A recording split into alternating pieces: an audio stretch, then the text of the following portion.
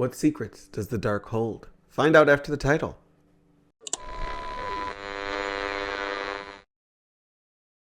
Well, hello, and welcome to Trash with a capital T, where we trash you books and movies the love they truly deserve, and some deserve more than others. They know what they did. I'm your host, Bobby. New videos are posted here every Sunday, 8:30 a.m. Eastern Time. If you like what you see during the video, give me a like. It makes me feel good, and it helps the channel. Also, if you don't want to miss any of my videos, subscribe. So, it's a beautiful sunny day out. You'll probably hear lawnmowers and stuff in the background. I don't know how much my mic is actually picking up. But I decided to use this beautiful sunny day and relax and finish reading The Secret of the Dark by Barbara Steiner. Yeah. Yes, that is Courtney Cox on the cover of the book. That's actually one of the reasons I got this, because I have really no experience with this specific book line. This was a book line published by Scholastic, and it is The Windswept Mystery Romance. So kind of teen romantic suspense, gothic romance kind of books. And I do own one other one called House of Fear. I don't have it on me currently, but this is my first time actually diving in and reading one of the books. I do enjoy romantic suspense for adults, so I thought this is perfect. This is kind of in that like category romance, series romance vein. It's, good old-fashioned Harlequin style romance, and that really is the case here. Obviously, you don't have any love scenes. I don't think the characters have sex. It's kind of alluded to the fact that there might be some making out, but everything is pretty tame. This book is the definition of mild. There is no over-the-top action. The romance is very tame. There's a couple of smooches. There's a bit of a love triangle, but for a romance novel, it oddly feels very not focused on the romance. I did enjoy this book, and after everything, I'm not going to go into spoilers. After everything, if you are interested in reading this book, it is available on ebook on Amazon. It does not have this cover, sadly. I'm pretty sure Scholastic owns this cover, and Barbara Steiner, I think, republished this herself. A lot of authors from the 80s and 90s do this. This book is from 84, if I remember correctly. 84. This book is as old as I am. Oh, wow. So, the general gist of the book, we follow a young woman named Valerie who's from New York City, but she is moving to Arkansas for the summer to stay with her stepmother's grandmother, or granny, as she gets referred to throughout the entire book. And this is not I can't believe I'm doing this. She's doing this willingly. She's trying to get her life figured out, get her head on straight. She has been kind of pushed to be a dancer and be a musician and all these things, and she realizes that's not really what she wants to do. She's good at them, but she's not great. She'll never be professional. And she's in her junior year of high school going into her senior year, so she's kind of having those questions of like, what do I do moving forward? Valerie herself is a very likable character. And she takes her job seriously as she is sent to care for Granny, who is in her 90s and lives alone in the Appalachian Mountains, and in this small town where everyone knows everybody and everybody knows everyone's business. And the part of the book that I actually really enjoyed is not even the mystery atmosphere, the atmosphere of this small town. There are scenes that, especially early on, Barbara Steiner takes care to create this welcoming atmosphere. The characters of Granny and some of the other locals, by golly, Granny's friends, and of course the love interest. We have Neil, the doctor's son, who's very responsible and who is already working for his dad, but also has a love of local folklore and folk music that he records to keep record of. And then we also have Rick, the wild guy whose dad runs a tourist cave, who's definitely more of a take what he wants kind of guy. The parts with Valerie kind of like settling into her life within this small town, I enjoyed those parts. She does start getting strange calls telling her to leave. There's something going on. Now, the book's tagline is, "It was a summer of new loves and old murders." There is a mention of an old murder. It has nothing to do with the story at all. No. The thriller element really doesn't come up. Like, we get the calls. There's like a letter There's a few little things in there trying to chase Valerie away, but generally the thriller aspect doesn't kick in until like the last 30 pages of this 188 page book. But the mildness for me worked because of the fact that you spend a little more time just in this wonderful environment that Barbara Steiner creates. I loved the way she described Granny's cabin and the surrounding lands, the hills. There's a great scene where Neil takes Valerie and Granny to this local dance that the town throws, and she's learning all the dances, and she gets a glimpse of this town, and everyone's very warm and welcoming, and she gets to see Granny in her element when she starts clogging, and it's a very well done bit of world building that I enjoyed. You don't see that a lot, especially in books that are this small. And I enjoyed that aspect of it. I didn't really need the mystery to be a pulse pounding thriller, and I didn't really expect it to be.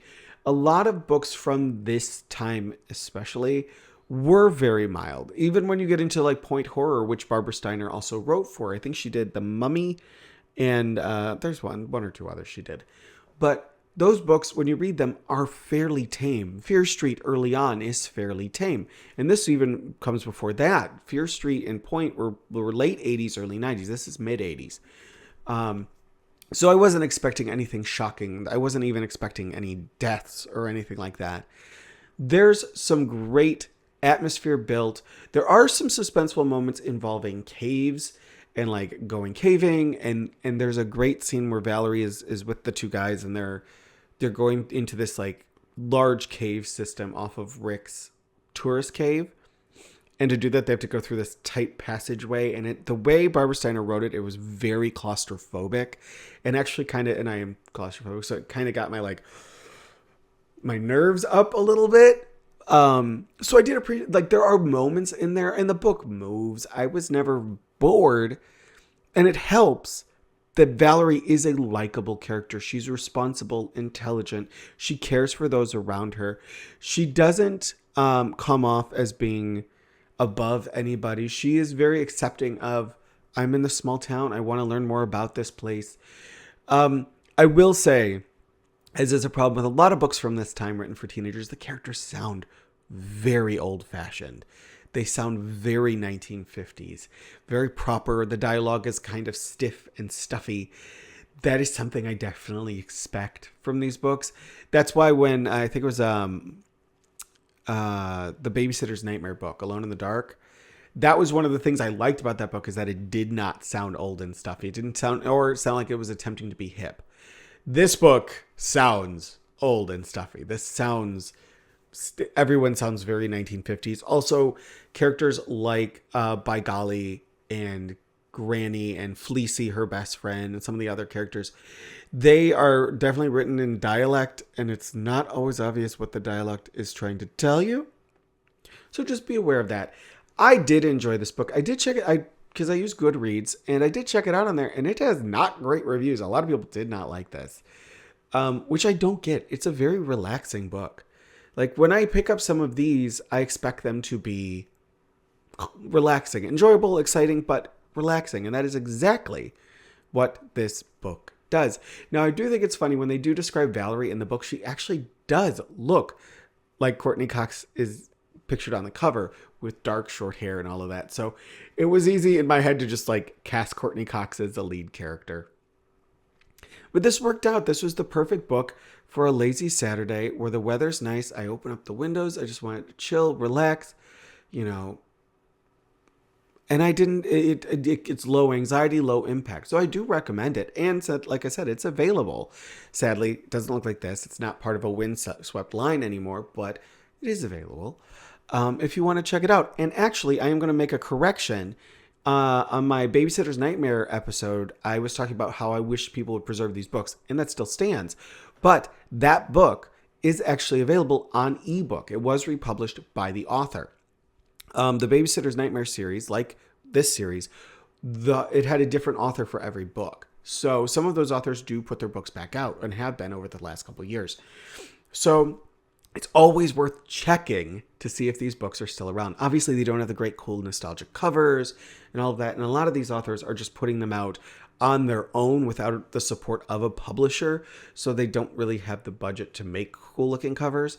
But I don't care about that part. I really just enjoyed the book. That's actually how I've been able to read some of the horror high books. Because if you buy the original, some of those can be quite pricey. This one, if you want to get the Courtney Cox cover, I spent about $20 on this, and it is in great shape. I know some places, some people will sell it for more. Again, do not go to Amazon to buy these. Go to a site, go to a seller where you're going to be able to see pictures of the book. Now, people can still put up fake pictures or pictures of a different copy, but you are better off going to somewhere like eBay over Amazon if you want to buy these old books. I am going to stand by that because I got this off of eBay. I got it for a great price. It shipped quickly. The seller there was wonderful. And yes, I do believe $20 for a 41-year-old book is pretty good in this condition. This is, I mean, it's a little rough, but it's really solid condition. So there are copies out there. Some of these are becoming harder to find, I will say. Specifically, I've noticed it's the romantic suspense ones because it's this one, Wildfire, and then there's another one that was actually, I think, Silhouette's label that did a lot of romantic suspense. Those are really hard to find as well. You can find a lot of the like Sweet Dreams books. I have a couple of those. Actually, I'll show you guys here. So I highly recommend this one if you want something that's relaxing and calming. But because of this, I went out and got a couple more teen romance books from that time. So I'll do a mini little. It's only a 4-book haul, but so I got some of the First Loves and I got some of the Sweet Dreams. So these are just straight up romance, not romantic suspense. So I got Love Note by Jessica Howell, and I'm pretty sure that's Yasmin Bleeth on the cover. She did a bunch of these. Her, Lori Loughlin, and Courtney Cox did one for Sweet Dreams, and who was the other one? I can't remember her name. Famous actress. Jennifer Connelly.